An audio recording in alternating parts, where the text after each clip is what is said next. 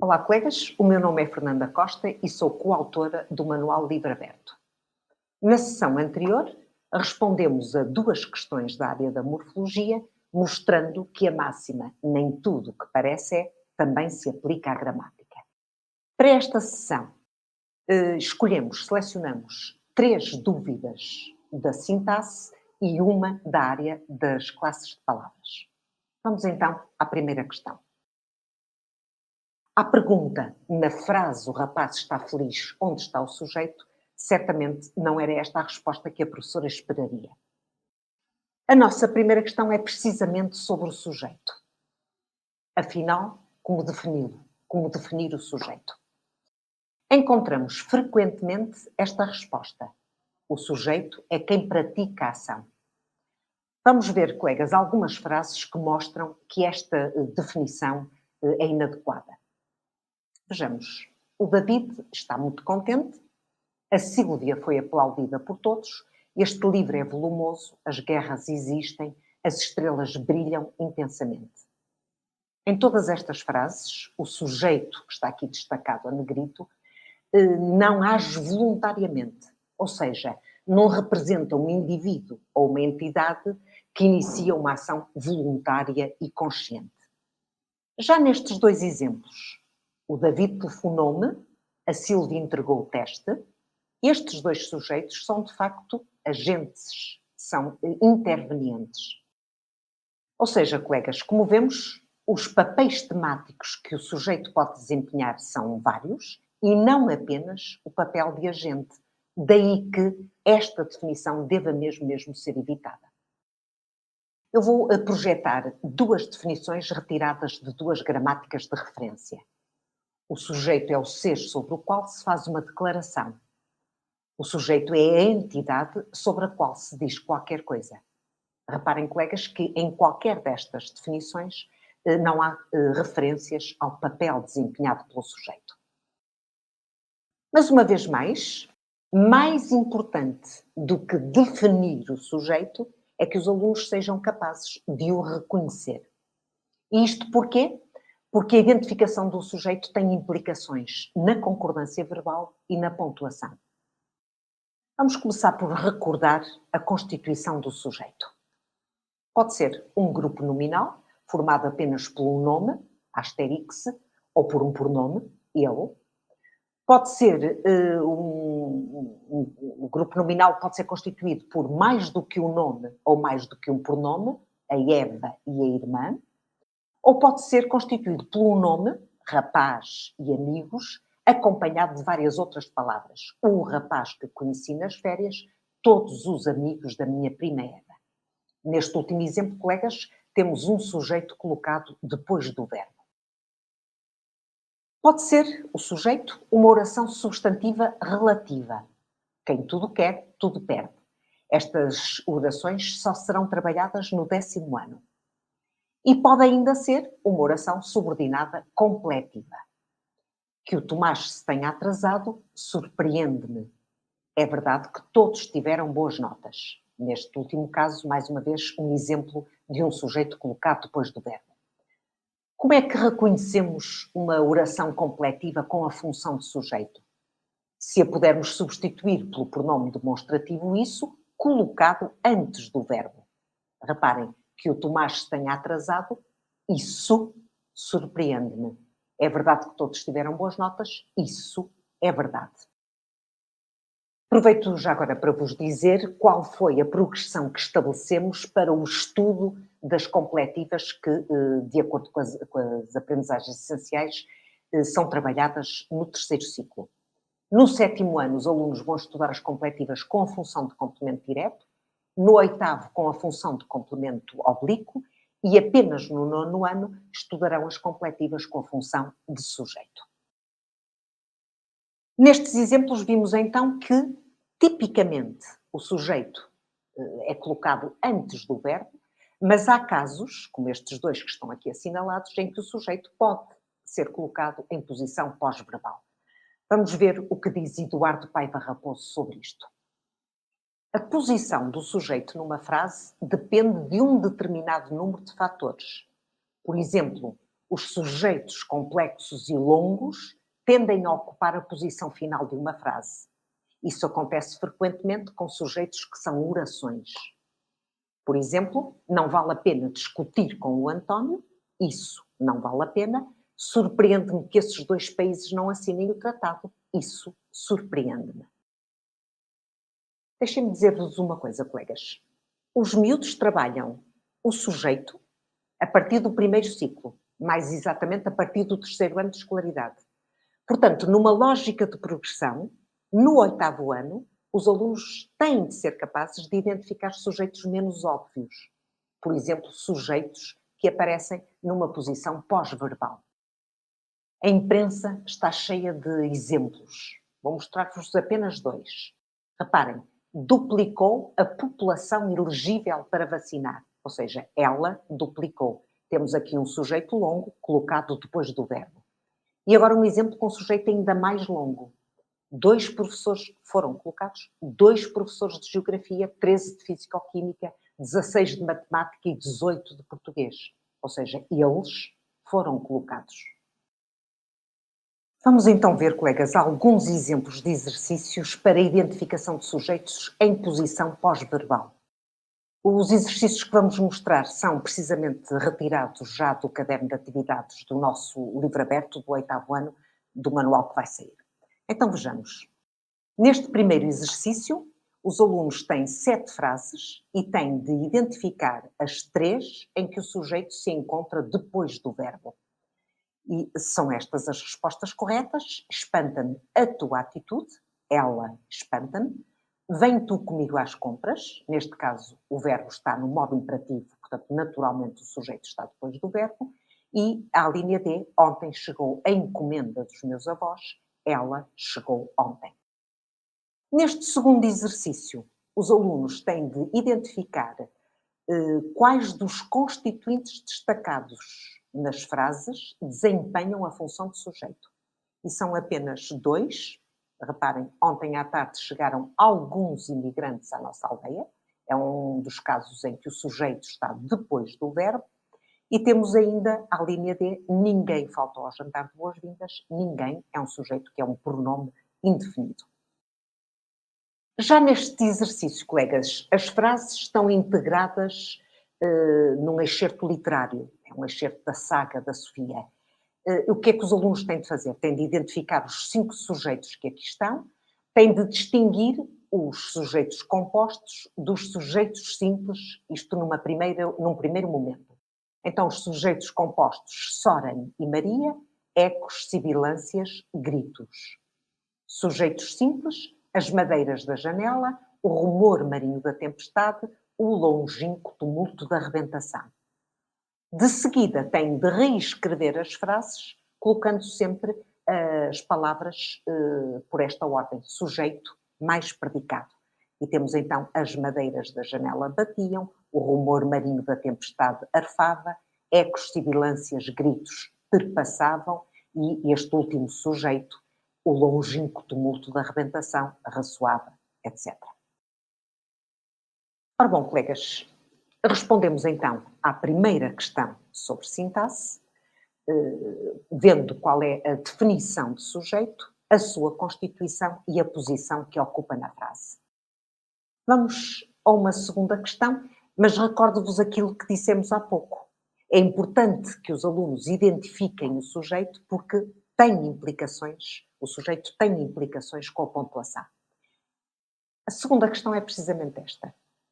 Podem surgir vírgulas entre o sujeito e o predicado?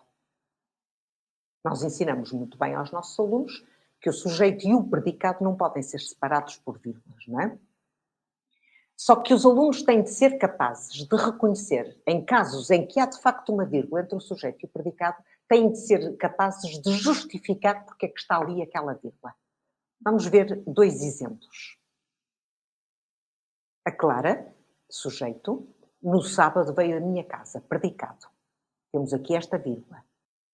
Vamos começar por colocar as palavras da frase na sua ordem mais habitual. Então reparem, sujeito, verbo, veio, complementos, neste caso temos um complemento oblíquo, a minha casa, E os modificadores são colocados no final da frase, se existirem. Neste caso, temos um modificador no sábado.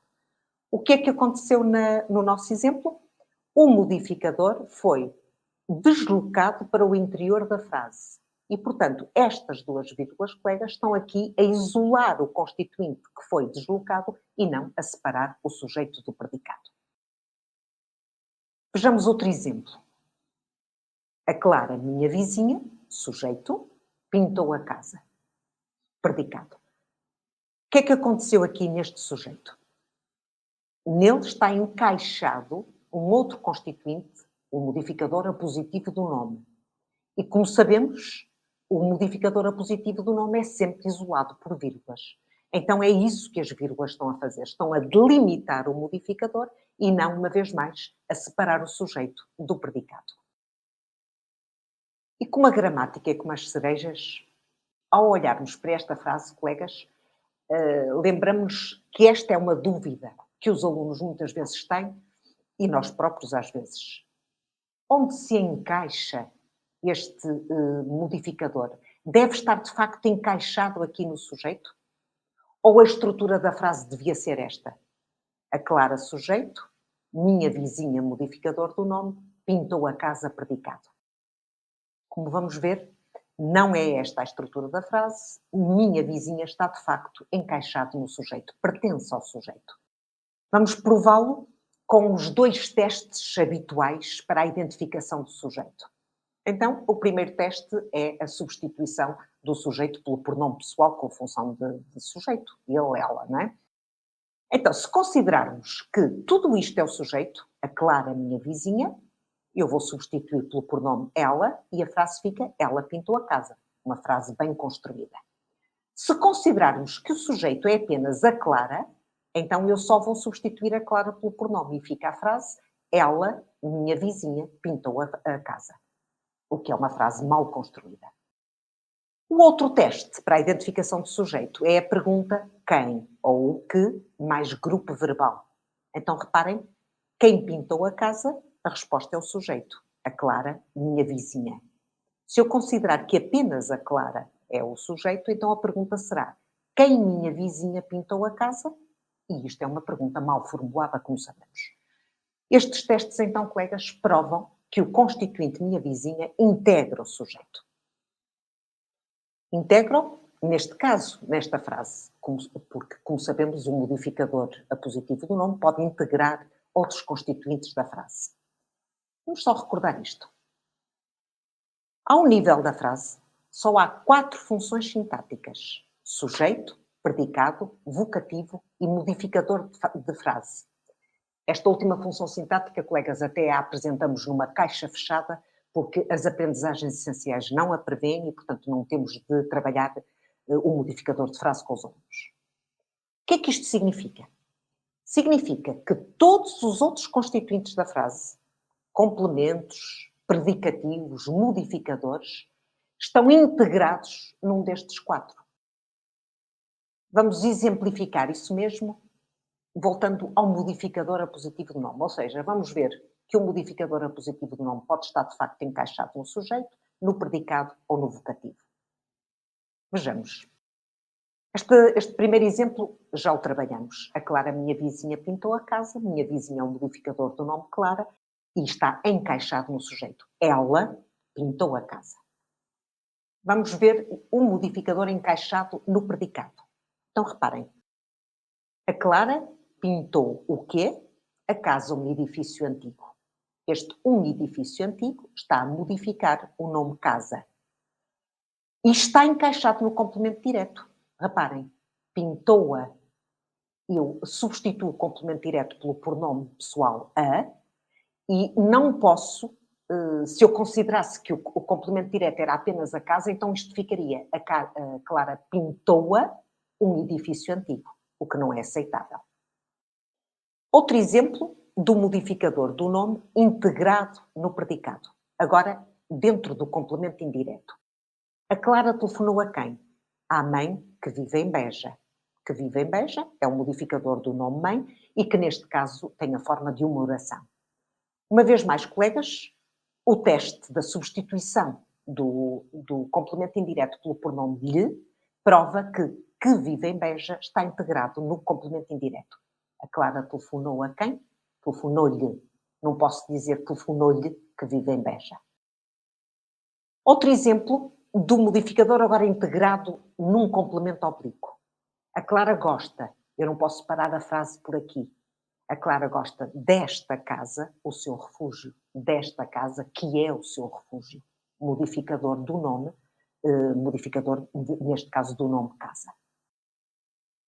Vejamos por último, portanto, vimos o modificador apositivo do nome integrado no sujeito, no predicado e agora no vocativo. Clara, minha amada, diz que sim. Ora bem, colegas, respondemos então à segunda questão sobre sintaxe, relacionando o sujeito e outros constituintes da frase com a pontuação. Vamos passar à terceira questão da sintaxe. Onde se integra o predicativo do complemento direto? Aqui a dúvida, no fundo, é a mesma. Isto é, o predicativo do complemento direto faz parte do complemento direto ou não? Eu recordo-vos, antes de avançarmos, antes de respondermos, recordo-vos que o predicativo do complemento direto é uma função sintática nova que deve ser trabalhada com os alunos no 8º ano. Haverá colegas que ainda nem se aperceberam que esta função tem de ser trabalhada no 8º ano, porque todos nós estamos a trabalhar com manuais que ainda não foram feitos de acordo com as aprendizagens essenciais. Mas os próximos manuais, estes que vão sair agora, colegas, já deverão todos integrar esta nova função sintática. E vamos então começar só por recordar quais são as características do predicativo do complemento direto. É selecionado por um verbo transitivo predicativo. E temos aqui os principais verbos transitivos predicativos. Ou seja, verbos que selecionam simultaneamente um complemento direto, eu acho-a Clara, eu acho-a, e um predicativo do complemento direto, eu acho-a muito divertida. Reparem que eu não posso usar estes verbos sem qualquer elemento à sua direita, eu acho, ou só com um dos elementos, eu acho-a Clara, a frase não está bem formada, ou eu acho muito divertida. Segunda característica. O predicativo do complemento direto indica uma propriedade do complemento direto. Reparem, eu acho a Clara muito divertida está a indicar uma propriedade de a Clara, que é o complemento direto. Podemos aqui perfeitamente fazer o paralelo com o predicativo do sujeito. Reparem, a Clara é muito divertida. Neste caso, este constituinte muito divertida está a indicar uma propriedade do sujeito, a Clara. Portanto, é um predicativo do sujeito. Outra característica. O predicativo do complemento direto pode ter várias formas. Por exemplo, a mãe acha a filha muito magra. Acha muito magra, grupo adjetival. Acha a criança mais bonita do mundo. Grupo nominal. Acha com má cara. Grupo proposicional. Eu queria dizer-vos o seguinte, na nossa opinião, não é necessário que os alunos tenham de classificar a forma que o predicativo do complemento direto apresenta. Isto é, que tenham de dizer que é um grupo adjetival, ou nominal, ou preposicional. O importante é que eles reconheçam os predicativos do complemento direto, independentemente da sua forma. E, portanto, é importante que lhes forneçamos vários exemplos em que o predicativo apresenta várias formas. Outra característica, quando o predicativo é um adjetivo, concorda em género e número com o complemento direto. A mãe acha muito magra, a filha muito magra, os filhos muito magros. Pode ocorrer, o predicativo do complemento direto, logo a seguir ao verbo. Geralmente a estrutura é esta: verbo, complemento direto, predicativo do complemento direto. Mas reparem que eu posso inverter a ordem. Acho que a tua proposta, acho-a, complemento direto, um disparate. A sua atitude deixou toda a plateia, deixou-a perplexa. O diretor nomeou a Ana, nomeou-a chefe de serviço. Uma última característica. O predicativo do complemento direto pode estar apenas implícito. É claro, colegas, que esta não é uma característica específica do predicativo do complemento direto ou exclusiva. Há outras funções sintáticas que podem também estar apenas implícitas. É o contexto que nos vai permitir recuperar essa informação que está omissa. Por exemplo, neste caso, o diretor nomeou a Ana. Se eu sei que o diretor lá da empresa andava à procura de uma secretária, e se alguém me vem dizer o diretor nomeou a Ana, eu infiro que o diretor nomeou a Ana sua secretária. E recupero, portanto, o predicativo do complemento direto. Uma observação. Como vimos, o verbo chamar é transitivo predicativo.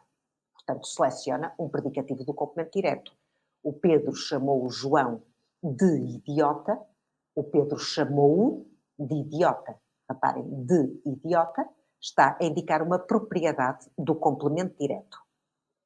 Mas também o verbo chamar pode selecionar um predicativo do complemento indireto. Reparem na estrutura desta frase. O Pedro chamou idiota ao João. O Pedro chamou-lhe idiota. Neste caso, idiota está a indicar uma propriedade do predicativo, do complemento indireto.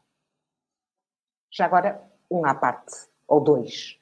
Primeiro, esta observação é só para nós, professores, porque os alunos não têm de trabalhar o predicativo do complemento indireto. E a segunda observação é que, enfim, este exemplo foi retirado, e quisemos mantê-lo, da gramática da Gulbenkian, mas não será assim propriamente um exemplo muito feliz para apresentarmos aos alunos. Mete aqui uns insultos e tal, não é um exemplo simpático. Voltamos à pergunta inicial. Recordam-se, a pergunta é como distinguir o complemento direto do predicativo do complemento direto?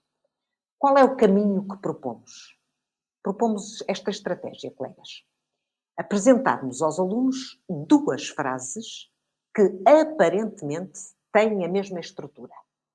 Eu vi um filme muito bom, eu acho o filme muito bom. Eu digo aparentemente tem a mesma estrutura porque, como vamos ver, este é um caso em que nem tudo o que parece é. Vamos começar pela primeira. Vamos pôr os alunos a raciocinar. Eu vi o quê? Vamos descobrir o complemento direto. Um filme muito bom. Ou seja, considero que tudo isto, um filme muito bom, é o complemento direto. Se eu considerar que apenas um filme é o complemento direto, então a resposta seria, ou melhor, aplicando o teste da substituição do complemento direto pelo pronome pessoal, ficaria eu vi-o muito bom, que, como sabemos, não é uma frase bem formada. Então, é esta a estrutura da frase. Temos aqui um verbo transitivo direto que seleciona um complemento direto. E a outra? Eu acho o filme muito bom. Vamos seguir o mesmo caminho. Vamos identificar o complemento direto. Eu acho o quê? Se considerarmos que tudo isto, o filme muito bom, é o complemento direto, a resposta é eu acho. Mas eu acho não é uma frase bem construída. Eu só posso dizer eu acho muito bom. Ou seja, a frase tem esta estrutura.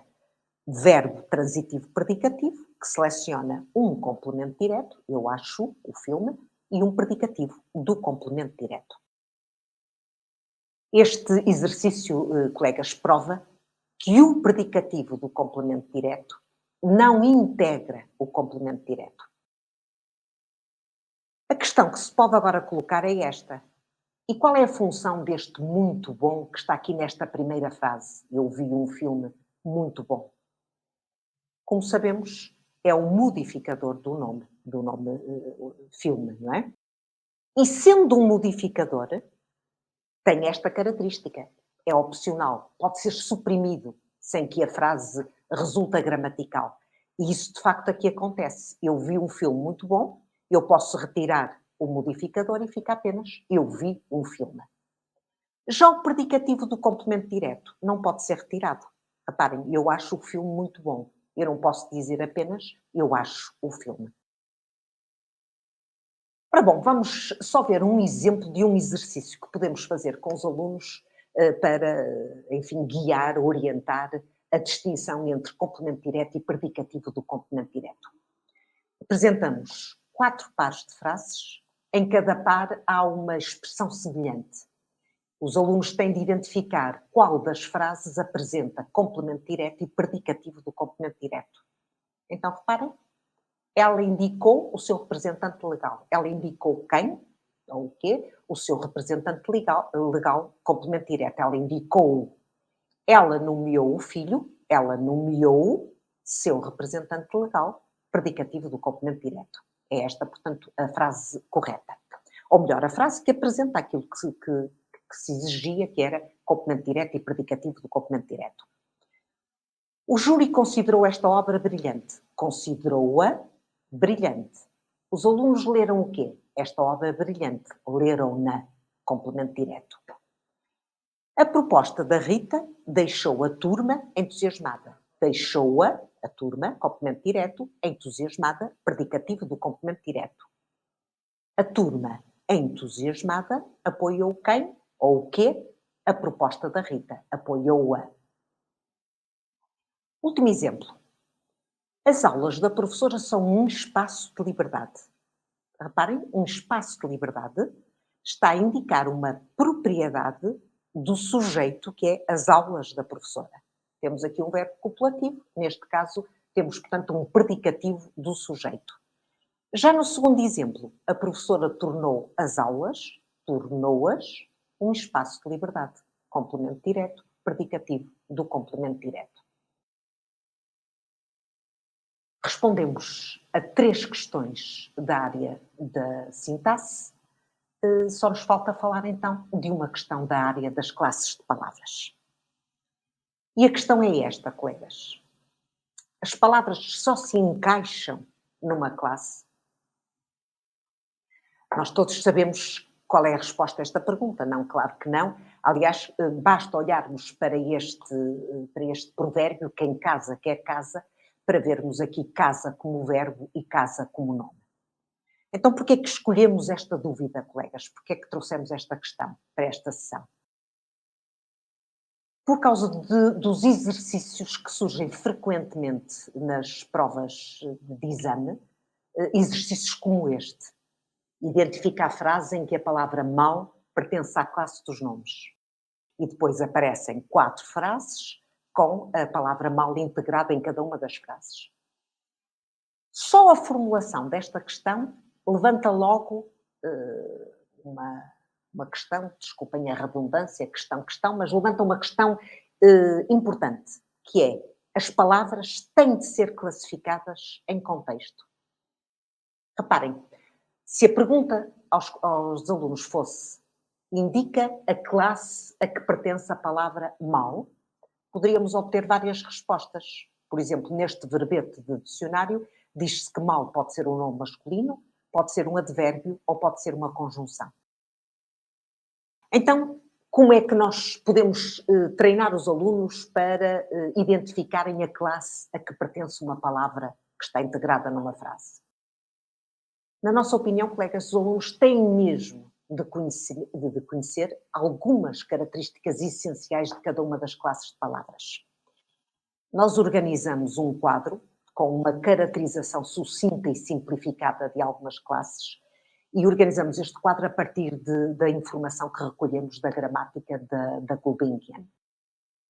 Não vale a pena lermos esta informação porque vamos agora recuperá-la e vamos então ver 2 exemplos de como os alunos têm o trabalho facilitado se conseguirem, de facto, conhecer algumas características das classes de palavras. Voltemos ao nosso exercício, ao exercício do exame.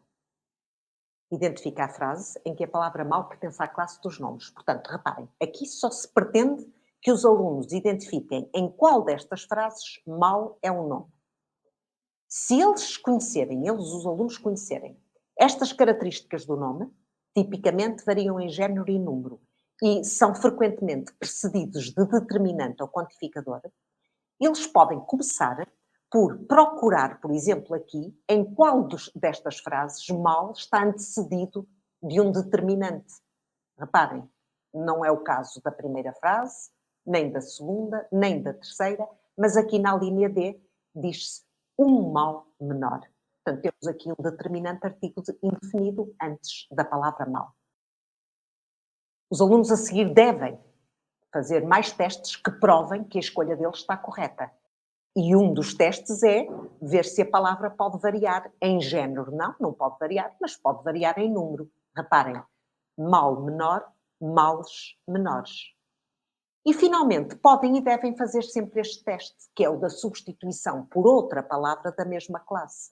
Então, se eu penso que mal pode ser um nome, vou tentar substituí-lo por outro nome, ou por outros nomes. Reparem, mal menor, problema menor, prejuízo menor, dano menor. E, portanto, tenho a certeza de que a resposta está correta. Um outro exemplo, com a palavra muito, que pode ser um advérbio ou pode ser um quantificador. Então, reparem, colegas, como é que os alunos distinguem muito como advérbio? Se souberem que tipicamente os advérbios se combinam com verbos ou com adjetivos e que são palavras invariáveis. Esta segunda característica dos advérbios é fundamental para a identificação de muito como advérbio. Vamos ver então, nestes exemplos, ele corre muito. Temos aqui muito combinado com um verbo.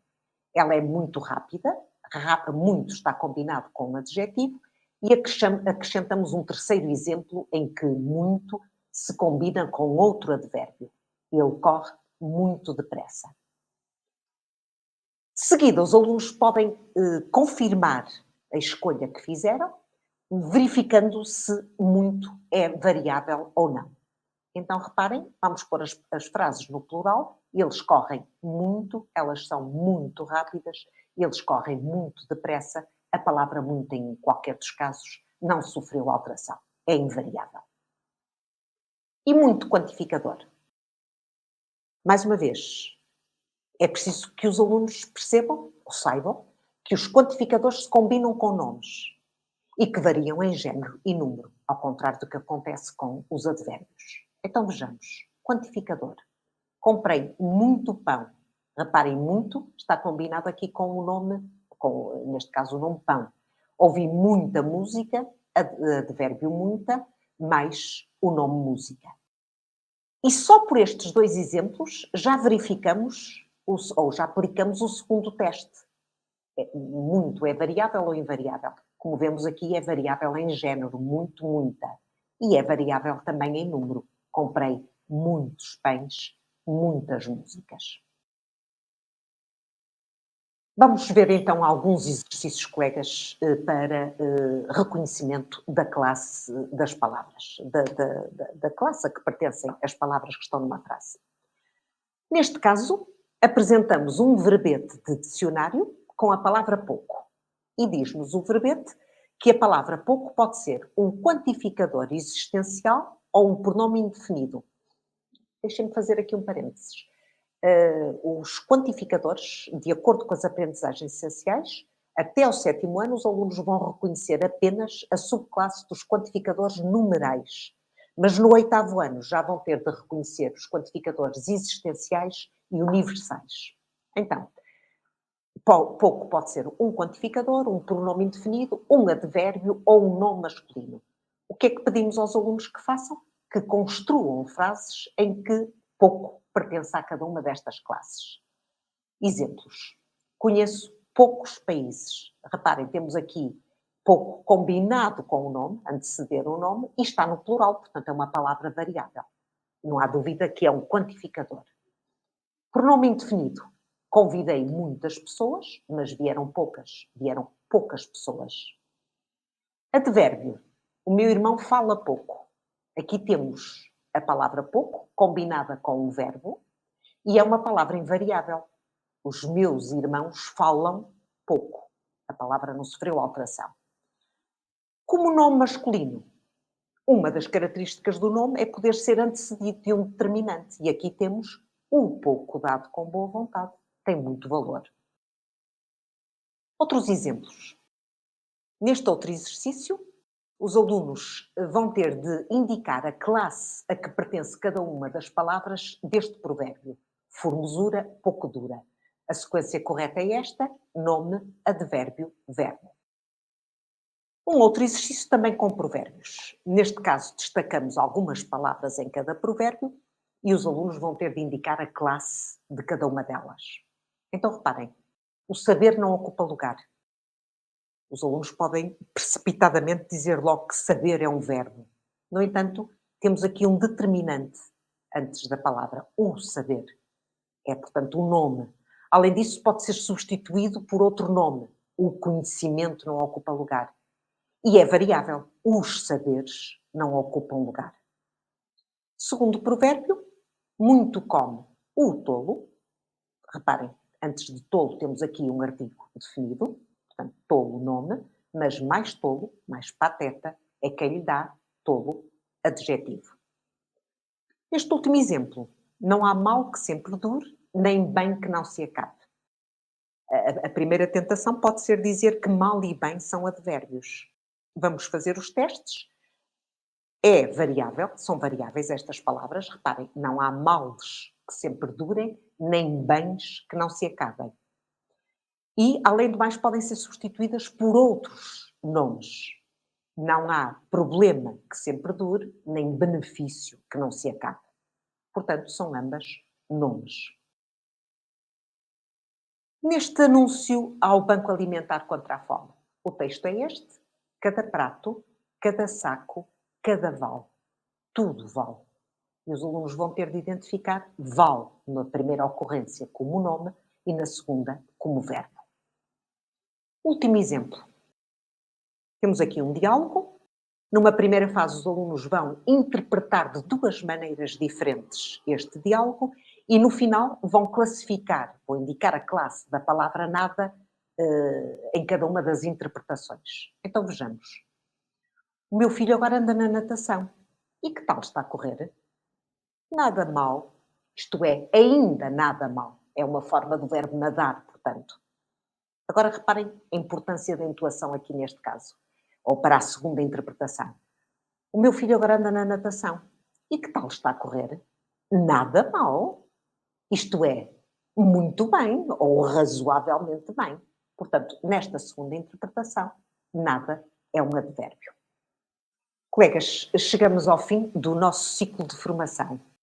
Nestas duas sessões abordamos 6 questões gramaticais e apresentamos estratégias para o trabalho na sala de aula.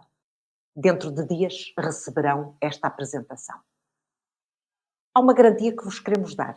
No nosso livro aberto, todos os conteúdos obrigatórios, problemáticos ou não, são apresentados de forma rigorosa e numa linguagem que os alunos entendem.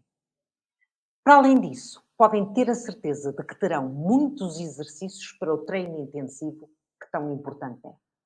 Obrigada e até breve.